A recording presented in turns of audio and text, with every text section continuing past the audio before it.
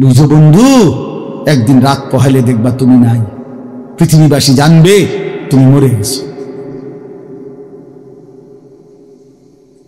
পৃথিবীর তখন আলো ফুটবে, চাঁদও উঠবে, সিএনজিও চলবে, অটোও চলবে, দোকানপাট সবই চলবে। এই পৃথিবীর হই হুল্লুর হুলুস্থুল ব্যস্ততা, ধোকাবাজ এই দুনিয়া, কেউ থামবে না, শুধু তোমারে কবরে পাঠাই দেবে। ধোকাবাজ এই দুনিয়া প্রতারক, এই দুনিয়া কেউ থামে না। সামনের সিএনজি অ্যাক্সিডেন্ট করলেও পিছনের সিএনজি থামে না, ছাড়ি দিয়ে জায়গা। সামনের গাড়ি অ্যাক্সিডেন্ট করলে পিছনের গাড়ি থামে না, ছাড়ি দিয়ে জায়গা। স্বার্থপর এই দুনিয়ায় কেউ থামে না। হ্যাঁ, বাফরে দাফন কইরা এই সন্তান, এই বউ বাচ্চারাই আবার এসার পরে ওই দিনকেই ভাত খায়, খায় না? পেট বইরা খায়। লগের ঘরের থেকে আর আইন্দা আনছে, এরা ঠিকই পেট ভরে খায়। তো ওরা না কাঁদলো বিকালে, ওরা না দুপুরে কাঁদলো, কোন ভাত খায় খা। স্বার্থপর, কেউ থামে না দুনিয়া। আলো বাতাস সব চলে, তুমি বন্ধু থাকবে না। আল্লাহকুমুত তাকাসুর হাত্তা যুরতুমুল মাকাবির। আল্লাহ বলছে, বান্দা আখিরাত ভুলে গেলা, দুনিয়ায় ডুবে গেলা, তবে মনে রেখো হাত্তা যুরতুমুল মাকাবির, এরই মাঝে কিন্তু একদিন কবরস্থানেই পৌঁছে যাবে। হ্যাঁ, কই পৌঁছে যাইবা? তোমরা কবরস্থান দেখো নাই ভাইয়া? হ্যাঁ। কাল্লা সাউফা তা'লামুন, আল্লাহ বলে কবরে আসলেই আমি বুঝাই দেব বান্দা আমার নাফরমানির শাস্তি কেমন। সুম্মা কাল্লা সাউফা তা'লামুন, আবার নাফরমান হাসরের ময়দানে আসলে আমি আবার বুঝাই দেব আমার অবাধ্যতার শাস্তিটা কি। একবার বুঝাবো কবরে। তাফসীরের মধ্যে আছে কাল্লা সাউফা তা'লামুনা ফিল কবরি সুম্মা কাল্লা সাউফা তা'লামুনা ফিল আখিরাহ। আল্লাহ বলে একবার কবরে বুঝাইবো আমারে ত্যাগ করা, আমার নাফরমানি, আমারে সিজদা না করার শাস্তিটা কি। কবরেই টের পাইবা। ওয়া ইউকাইয়াদু লাহু মালাকুন আমা ওয়া আসাম্মু আবকাম। নবী বলেন নাফরমানের কবরে এমন একজন ফেরেশতা পাঠানো হবে, যেই ফেরেশতা অন্ধ, বোবা, বধির, চোখেও দেখে না, কানেও শোনে না, জবানেও কথা বলতে পারে না। ফায়ুদরাবু লাহু বিমিতরাকাতিন মিন হাদিদ যারবাতান বাইনা উদুনাইহি। আল্লাহর নবী বলেন ওই ফেরেশতা ওই নাফরমান পাপীকে লোহার হাতুড়ি মুগুর দিয়ে দুই কান বরাবর এমন জোরে আঘাত মারবে, ফায়াসিহু সাইহাতান ইয়াসমাউহা মান ইয়ালিহি ইল্লা সাকালাইন। নবী বলে নাফরমান এত জোরে চিৎকার করবে, মানুষ এবং জিন ব্যতীত আল্লাহর সব সৃষ্টি শুনবে।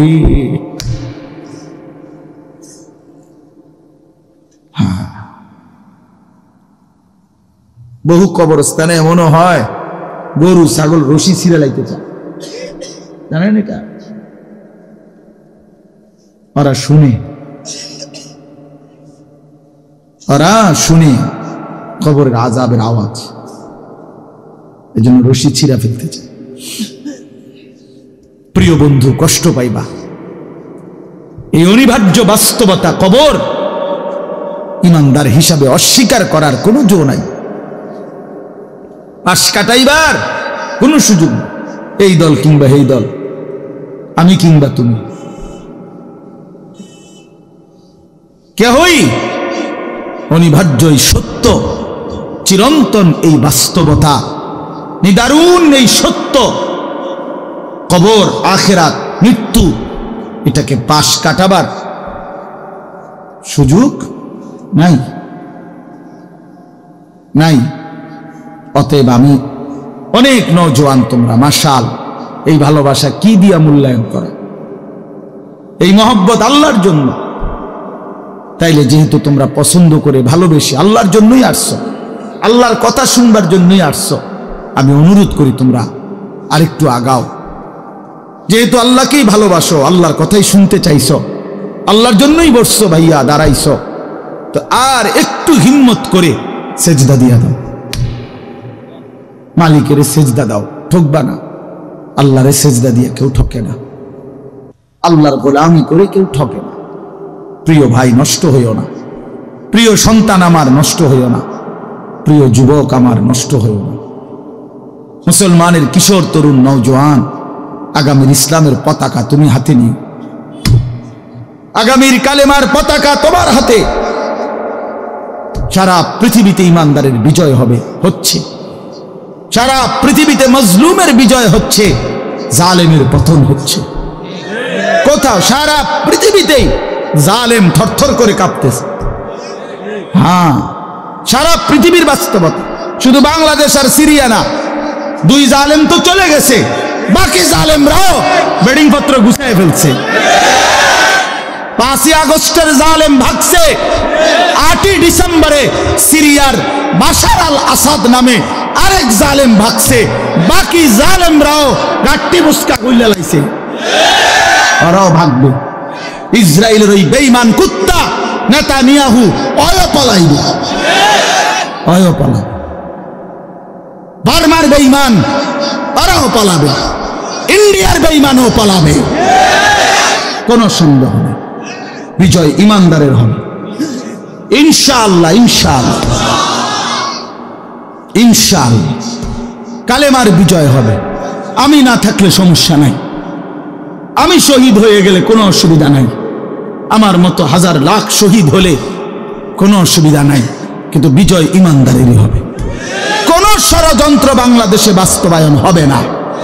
ইসকন লীগ দিয়েও ষড়যন্ত্র বাস্তবায়ন হবে না, সাদ লীগ দিয়েও ষড়যন্ত্র বাস্তবায়ন হবে না।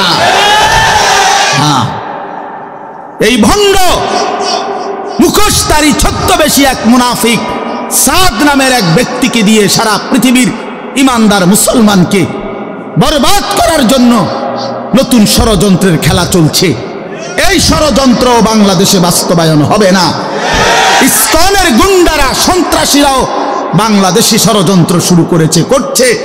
এই গুন্ডা সন্ত্রাসীদের ষড়যন্ত্র এই পবিত্র জমিনে বাস্তবায়ন হবে না। আমার জমিন কোরআনের জমিন, আমার জমিন ইমানদারের জমিন। আমরা কম হইতে পারি, আমাদের মালিক বড়। তোরা 130 কোটি বেঈমান, তোদের 130 কোটি না, 230 কোটি তোদের হাসবুনাল্লাহ। অতএব প্রিয় ছেলেরা আমার, বাপ আমার, আমি না থাকলে কোনো সমস্যা নাই। মরতেই হলে তো শাহাদাতের মৃত্যুর চাইতে দামি মৃত্যু আর কি হইতে পারে। শহীদের পবিত্র খুন ঝরলে, আল্লাহর জমিন ছুঁইলেই জান্নাত, কোনো সমস্যা নেই। এই জন্য আমি অনুরোধ করছি তোমাদের কাছে, তোমরা আমাদের সন্তান, তোমরা আমাদের ভাই। আমি সকল ছেলের কাছে হাত জোড় করে অনুরোধ করলাম, তোমরা আল্লাহর দিকে ফিরে আসো। গুনার মধ্যে শান্তি নাই, নারীর ছবির মধ্যে, অশ্লীল দৃশ্যের মধ্যে, উলঙ্গ দৃশ্যের মধ্যে প্রিয় ভাই সুখ হয় না। আল্লাহ তাআলা কোরআনে বলছে, চরিত্রহীন পুরুষকে আল্লাহ বলছে খবিস। খোদার কসম, সূরা নূরের মধ্যে চরিত্রহীন পুরুষকে আল্লাহ বলছে খবিস, চরিত্রহীন নারীকে আল্লাহ বলছে খবিসাত, খবিস। আল্লাহ বলছে, ওয়াদা দিছে, আল্লাহর ওয়াদা ভুল হয় না। আল্লাহ বলছে, তোরা পুরুষ যারা চরিত্রহীন, তোদের বউ মিলবে চরিত্রহীন। তোরা মহিলা যারা, মেয়ে যারা চরিত্রহীন, তোদের স্বামী মিলবে চরিত্রহীন। তখন বুঝ, মানুষের বেডি সাউন আর ঘরের বেডি 2 নম্বর। টের পাইবা কয় দিনে রাত যায়, কয় দিনে দিন যায়। মাস 24 দিনে শেষ হয়ে যাবে, 30 দিন আর লাগবে না। হ্যাঁ হ্যাঁ, এমনিতে তো মোবাইলের বেডি, রাস্তার নর্তকী, হ্যাঁ, অবৈধ প্রেমিকা, হ্যাঁ, ওর সব কিছু ফরমালিন, ধোকা। কিন্তু স্ত্রী যদি কারো, বিবাহিত স্ত্রী যদি 2 নম্বর হয়, চরিত্রহীন হয়, পরকীয়ায় আসক্ত হয়, তখন বুঝবা বন্ধু, দুনিয়ার জীবনটা হয়ে যাবে জাহান্নামের টুকরা, জাহান্নামের টুকরা। আমি বললাম নষ্ট হইও না, চরিত্র হেফাজত করো। একটু একটু সবর করো, একটু সবর করো। কুত্তার মতো নারী মেয়ের পিছনে দৌড়াইও না, ছবির পিছনে দৌড়াইও না, একটু সবর করো। যেই চাহিদা আল্লাহ দিছে সেই চাহিদা পূরণের হালাল ব্যবস্থা আল্লাহ রাখছে। তৃষ্ণা আল্লাহ দিছেন, পানি আল্লাহ দিছেন, ক্ষুধা আল্লাহ দিছেন, খাবার আল্লাহ দিছেন। লজ্জাস্থানের চাহিদা আল্লাহই দিয়েছেন, হালাল স্ত্রী আল্লাহই সৃষ্টি করেছেন। অতএব অপেক্ষা করো, একটু সবর করো। এক পবিত্র স্ত্রী মিলে যাবে, এক হালাল স্ত্রী মিলে যাবে। ছেলে সবর করো বাপ, সবর। যে ক্লাস 8-এ পড়ে তুমি এবছরই এসএসসি দিয়ে লাও, কথা বলে না? এই 8-এর ছাত্র তুমি এবছরই এসএসসি পরীক্ষা দিয়ে ফেলো, হবে তো না? এসএসসির ছেলে তুমি এবারই ইন্টার দিয়ে ফেলো, ইন্টারের ছেলে এবারই অনার্স শেষ করো 4th ইয়ার, কেমন হবে ভাইয়া? তো একটু কি সবর করতে হবে না? 4টা বছর কি অনার্সের জন্য পার করতে হবে না? তো একটু সবর করো। আল্লাহ তো কোরআনে ওয়াদা দিছে, আমি প্রত্যেক পুরুষের দেহের অংশ থেকে আমি আল্লাহ তার স্ত্রী, ওয়ামিন আয়াতিহি আন খালাকা লাকুম মিন আনফুসিকুম আজওয়াজান, আল্লাহ বলেন পুরুষের দেহের অংশ থেকে, পাঁজরের হাড্ডি থেকে আমি আল্লাহ তার স্ত্রীকে সৃষ্টি করে ফেলেছি। খালাকা মানে মাজির সিগা, অতীতকাল সৃষ্টি করা হয়েছে। আল্লাহ বলেন সেই বিবি যখন মিলে যাবে, লিতাসকুনু ইলাইহা, তুমি একদম প্রশান্ত, সুকুন, চির শান্তি, প্রশান্তি মিলেই যাবে। এই জন্য আমি অনুরোধ করছি, অনেক বয়স্ক বাবারা আছেন আপনাদের সামনে, এর চাইতে খোলামেলা আর বলা সম্ভব না আমার নওজোয়ান ছেলেদেরকে, নইলে আলাদা পাইলে আরো কইতাম। আরো বল যে নষ্ট হইও না, চরিত্রহীন হইও না। ছেলে পেলের প্রতি আমার খুব দরদ, ফিকির। আমি হিসাব চিন্তা করে নিছি, কেন জানি আল্লাহর পক্ষ থেকে আমি বুঝিয়ে না এটা। এই মুসলমানের কিশোর তরুণ নওজোয়ান দেখলে আমার খুব মায়া লাগে যে এরা যদি সব ফজরের নামাজ, আচ্ছা ফজরের নামাজ এই মুসল্লি কি হইল? তোমরা যদি ফজরের নামাজ পড়তা কি হইতো? আল্লাহর কসম, আল্লাহ ইসরায়েলের, আমেরিকার দুশ্মনের তখ্ত মসনদ কলিজা সুদ্ধা নড়ে উঠত। ওরা অপেক্ষায় আছে মুসলমানের ইমানদার যুবকের জাগার। মুসলমানের ইমানদার যুবক যেদিন জাগবে, আল্লাহর কসম গোটা পৃথিবীতে কালেমার পতাকা উঠবে, গোটা পৃথিবীতে। এই সিরিয়ায় বাশার আল আসাদ নামে যে জালেম পতন হয়েছে, এই জালেমের বিরুদ্ধে যেই যুবক দাঁড়াইছে, জুলানি, এই একা যুবকের একটা মাথার জন্য সে এবং তার দোসররা 100 কোটি মার্কিন ডলার পুরস্কার ঘোষণা করেছে। খামখেয়ালি মিয়া, একটা যুবকের মাথার জন্য তার মাথা কাইটা যে দিতে পারবে 100 কোটি মার্কিন ডলার পুরস্কার গ্রহণ করছে। আরশে আজিমের মালিক আল্লাহ বলছে, যুবক আমি তোকে রক্ষা করব। তো আল্লাহ পাক ঠিকই তাকে রক্ষা করছে। ওই জালেম পলাইছে, গাট্টি গুট্টি লইয়া পলাইছে। এই জন্য বাংলাদেশের নিরস্ত্র কিশোর যুবক নওজোয়ান দাঁড়াইছে, জালেম পলাইছে। এটাই সত্য, এটাই সত্য। নওজোয়ান হিম্মত করলে, বুক পেতে দিলে, নওজোয়ান দাঁড়াইলে যেই কোনো বড় অসাধ্য আল্লাহর দয়ায় ওইটাও অর্জন হয়ে যায়। এটা আল্লাহ তাআলা যৌবনের মধ্যে শক্তি রাখছে। কোরআন শরীফে আছে, আল্লাহ বলছে যৌবনটাই শক্তি। ছোটবেলা আল্লাহ নিজে বলছে দফ, এটা দুর্বলতা। বুড়াকাল আল্লাহ নিজেই বলছে ওইটাও দফ, দুর্বলতা। তো শক্তি কই? আল্লাহ বলছে যৌবন, কুওয়াতান। কোরআন শরীফের আয়াত সূরা রোমের মধ্যে আছে, আল্লাহুল্লাযী খালাকাকুম মিন দুফিন সুম্মা জাআলা মিন বা'দি দুফিন কুওয়াতান সুম্মা জাআলা মিন বা'দি কুওয়াতিন দুফান ওয়া শাইবা। আল্লাহ বলেন, বান্দা 3 অবস্থায় আমি তোমাকে বানাই। প্রথম হলো দুর্বল, এরপরে শক্তি, এরপরে পুনরায় দুর্বল। তাহলে বোঝা গেল শিশুকাল আর বৃদ্ধকাল কি? দুর্বল। তো শক্তি কোথায়? কোথায় শক্তি? কোথায়? তো শক্তিমান নওজোয়ান হাত তোলো।